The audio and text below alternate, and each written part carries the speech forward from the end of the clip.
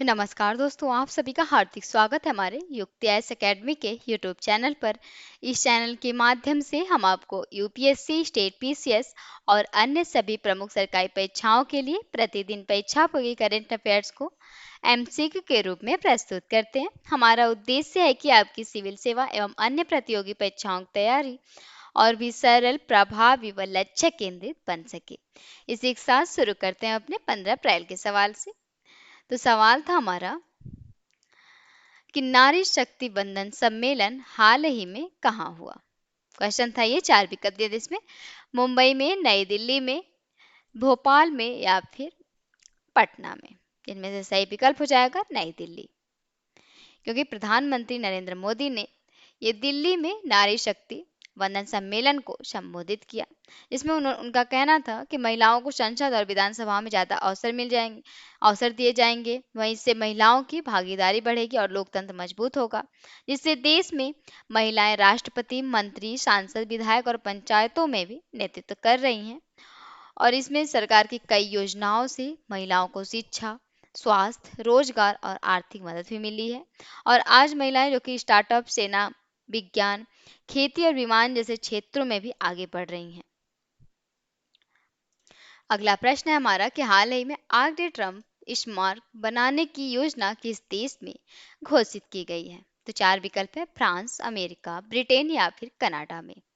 तो ये किया गया है अभी, जो कि अमेरिका के राष्ट्रपति ने जो कि डोनाल्ड ट्रंप ने आर्क डे ट्रम्प नामक स्मारक बनाने की योजना बताई है। यह है arc day Trump,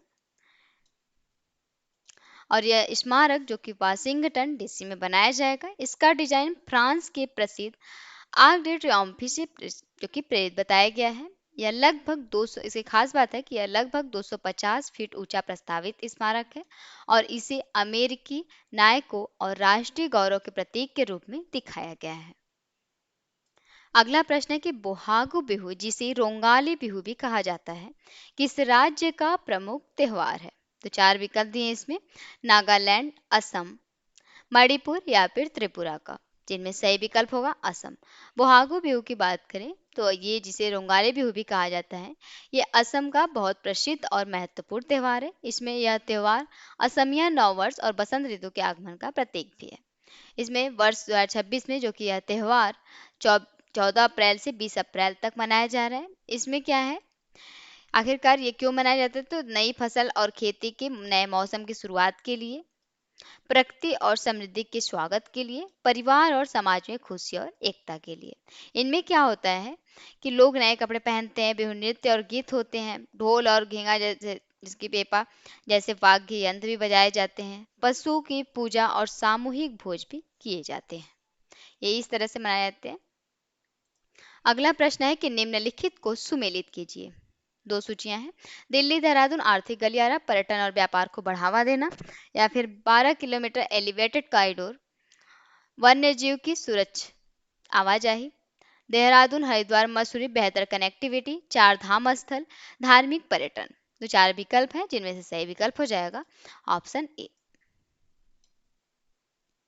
Delhi Dehradun आर्थिक गलियारा से जो कि यात्रा तेज होगी और कनेक्टिविटी बेहतर होगी। वहीं 12 किलोमीटर जो कि एलिवेटेड कॉरिडोर की बात है, तो ये जानवरों की सुरक्षित और आवाजाही के लिए बनाया गया है। वहीं देहरादून हरिद्वार मसूरी जैसे पर्यटन में हो जाएंगे, पर्यटन और बढ़ावा मिलेगा व्यापार में। वहीं चार धाम स्थल जो कि धार्मिक पर्यटन के प्रमुख केंद्र, ये इसमें हो जाएंगे। अगला प्रश्न है कि हाल ही में बिहार के मुख्यमंत्री पद की शपथ किसने ली है। तो चार विकल्प है, नीतीश कुमार ने, सम्राट चौधरी ने, तेजस्वी यादव ने या फिर किसने। तो सही विकल्प हो जाएगा, जिसमें से सही विकल्प है सम्राट चौधरी ने। सम्राट चौधरी ने जो कि 15 अप्रैल 2026 को बिहार के मुख्यमंत्री पद की शपथ ली है, जिसमें इससे पहले नीतीश कुमार थे, उन्होंने मुख्यमंत्री पद से इस्तीफा दिया था। इसके बाद ये है सम्राट चौधरी। और ये शपथ ग्रहण कहाँ हुआ, तो ये शपथ ग्रहण समारोह पटना में आयोजित हुआ था और उन्हें राज्यपाल सैयद अता हुसैन ने शपथ दिलाई है। आखिरकार ये महत्वपूर्ण क्यों है, तो बिहार को नया मुख्यमंत्री मिल गया, वहीं राज्य की राजनीति में नया बदलाव आया और विकास और प्रशासन की नई दिशा मिलने की भी उम्मीद है। ये हैं सम्राट चौधरी। अगला प्रश्न है कि हिमाचल दिवस हर वर्ष कब मनाया जाता है। चार विकल्प है, 25 जनवरी को, 15 अप्रैल को, 26 जनवरी को या फिर 1 नवंबर को। जिनमें सही विकल्प होगा 15 अप्रैल को। 15 अप्रैल को जो कि इसने अपना 79वां स्थापना दिवस भी मनाया, और ये हर साल 15 अप्रैल को ही मनाया था, क्योंकि इसी दिन 1948 में कई छोटी रियासतों को मिलाकर हिमाचल प्रदेश की स्थापना की गई थी।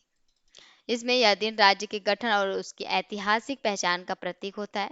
लेकिन बाद में 25 जनवरी 1971 को हिमाचल प्रदेश को पूरे राज्य का दर्जा मिला था। हिमाचल प्रदेश अपनी सुंदर पहाड़ियों, पर्यटन और संस्कृति के लिए काफी प्रसिद्ध है, जो कि और यह दिन राज्य के इतिहास और विकास को याद करने का अवसर होता है। इसमें पूरे राज्य में किस तरह से होता है, तो ये पूरे राज्य में परेड, सांस्कृतिक कार्यक्रम और समारोह आयोजित होते हैं इसमें। अगला प्रश्न है कि हाल ही में तमिलनाडु और पुडुचेरी के प्रधान मुख्य आयकर आयुक्त का पदभार किसने संभाला। चार विकल्प हैं, सुनील वाजपेयी ने, संजय खन्ना ने, अजय बंगा ने या फिर प्रीति सरन ने। सही विकल्प होगा सुनील वाजपेयी ने, क्योंकि सुनील वाजपेयी ने तमिलनाडु और पुडुचेरी के प्रधान मुख्य आयकर आयुक्त का पदभार संभाला है, और ये पहले आयकर विभाग में कई महत्वपूर्ण पदों पर कार्य भी कर चुके हैं। इनकी शिक्षा की बात करें तो इन्होंने अपनी शिक्षा आईआईटी कानपुर, आईआईटी दिल्ली और आईआईएम लखनऊ से प्राप्त की है, और जो कि इन्होंने 10 अप्रैल 2026 को ये पद जिम्मेदारी संभाली है, और ये आईआरएस 1990 बैच के अधिकारी भी हैं। ये हैं सुनील वाजपेयी। अगला प्रश्न है कि हाल ही में आईपीएल और 4000 रन बनाने वाले सबसे युवा भारतीय बल्लेबाज कौन बने हैं। चार विकल्प है, विराट कोहली, शुभमन गिल, केएल राहुल या फिर संजू सैमसन ने। तो ये बने हैं शुभमन गिल। सही विकल्प हो जाएगा शुभमन गिल। शुभमन गिल जो कि आईपीएल में 4000 रन पूरे करने वाले सबसे युवा भारतीय बल्लेबाज बन गए हैं। उन्होंने यह रिकॉर्ड जो कि 26 साल 216 दिन की उम्र में बनाया। इससे पहले यह रिकॉर्ड जो कि विराट कोहली के नाम था, लेकिन अब शुभमन गिल ने यह उपलब्धि लखनऊ सुपर जायंट्स के खिलाफ मैच में हासिल की है। अगला प्रश्न है कि हाल ही में किस भारतीय महिला क्रिकेटर को 1 ब्रांड का नया एम्बेसडर बनाया गया। चार विकल्प है, हरमनप्रीत कौर को, स्मृति मंधाना को, दीप्ति शर्मा को या फिर शेफाली वर्मा को। तो हाल ही की बात है अभी, ये दीप्ति जो कि स्मृति मंधाना को हाल ही में 1 ब्रांड का नया एम्बेसडर बनाया गया है। 1 के जो कि एक स्पोर्ट्स वियर और लाइफ स्टाइल ब्रांड है ये, जिसमें इस साझेदारी का उद्देश्य महिला स्पोर्ट्स वियर और फिटनेस कैटेगरी को बढ़ावा देना है। यह ब्रांड पहले से जो कि विराट कोहली से जुड़ा हुआ है। इसी तरह से कुछ और नियुक्तियां हैं, जैसे कि ब्लैंक प्लास्टिक्स ये वर्ल्ड 10 के बेंगलुरु 2026 के ग्लोबल एम्बेसडर बने हैं। वहीं AR Rahman Yamaha music India के ब्रांड एम्बेसडर बने हैं। रोहित शर्मा जो कि ICC T20 वर्ल्ड कप 2026 के एम्बेसडर बने हैं। वहीं जानवी कपूर हैं जो न्यू बैलेंस की पहली भारतीय ब्रांड एम्बेसडर बनी हैं। Ravindra Jadeja city union bank के प्राथमिक ब्रांड एम्बेसडर बने। महेंद्र सिंह धोनी जो कि ये भीम भुगतान ऐप के ब्रांड एम्बेसडर बने। वहीं सुदर्शन पटनायक ये जनगणना 2027 के ब्रांड एम्बेसडर नियुक्त किए गए हैं। वहीं मेवलिन न्यूयॉर्क इंडिया की ब्रांड एम्बेसडर बनी है। अगला प्रश्न है कि एशियाई कुश्ती चैंपियनशिप 2026 में भारत पदक तालिका में किस स्थान पर रहा है। चार विकल्प है, पहला, दूसरा, तीसरा या फिर चौथा। सही विकल्प होगा इसमें से दूसरा।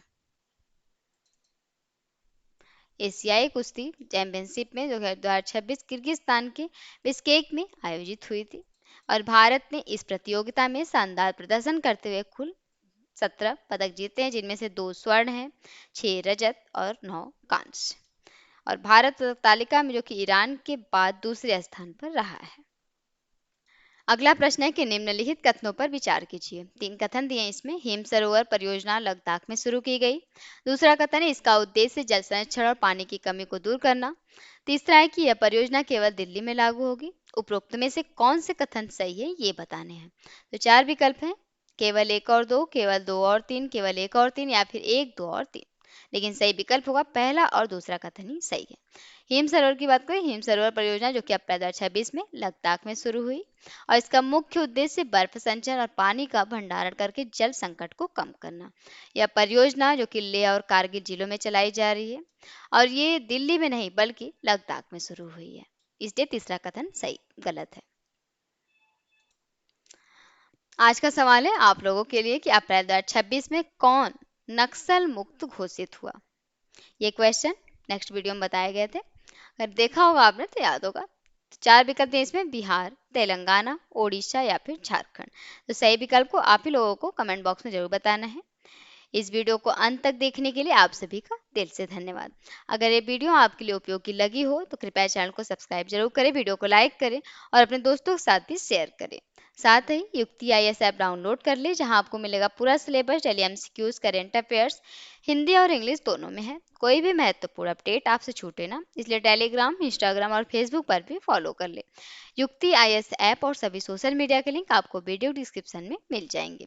आपकी सफलता ही हमारा संकल्प है। धन्यवाद।